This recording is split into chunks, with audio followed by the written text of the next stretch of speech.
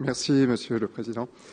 C'est avec intérêt que nous avons pris connaissance de votre bilan d'étape du schéma régional de développement économique, d'innovation, d'internationalisation de la région Centre-Val de Loire.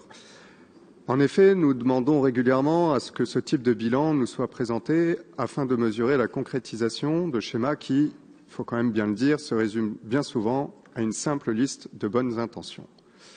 Or, après lecture de votre rapport, il faut reconnaître que vous dressez un portrait pour le moins flatteur de la mise en place de votre schéma. Certainement même trop pour que cela soit réellement fidèle à la réalité. En fait, on comprend rapidement que lorsque vous affirmez que 90% du schéma est déjà décliné et mis en œuvre, il s'agit en fait de la déclinaison de bonnes intentions en d'autres bonnes intentions, sans qu'il n'en ressorte beaucoup de factuels. L'impression qui se dégage est que la mise en place de ce schéma consiste en fait à faire du neuf avec du vieux.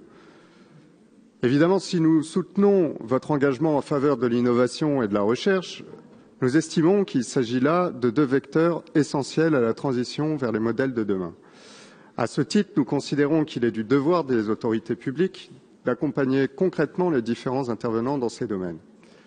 Beaucoup de secteurs d'activité sont en pleine introspection afin de modifier leur modèle actuel de fonctionnement. L'un des plus emblématiques, y compris pour notre région, est certainement celui de l'automobile, avec, contre toute logique d'ailleurs, la marche forcée vers l'électrification imposée par l'Union européenne. Les constructeurs sont d'ores et déjà dans une logique post-électrique, ou du moins sont déjà dans la recherche de modèles de substitution pérennes. Alors, penser l'industrie du futur n'appartient pas aux autorités publiques qui sont trop imprégnées d'idéologies politiques restrictives.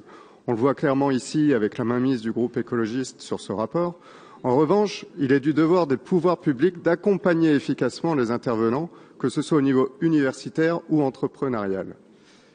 Et il nous semble, au vu de ce bilan d'étape, que ce n'est pas forcément le cas dans l'application de ce schéma régional. Certes, des choses sont faites, mais comme l'a évoqué Véronique Péan lors de son intervention, cela peut paraître tout à fait insuffisant au regard des enjeux à prendre en considération.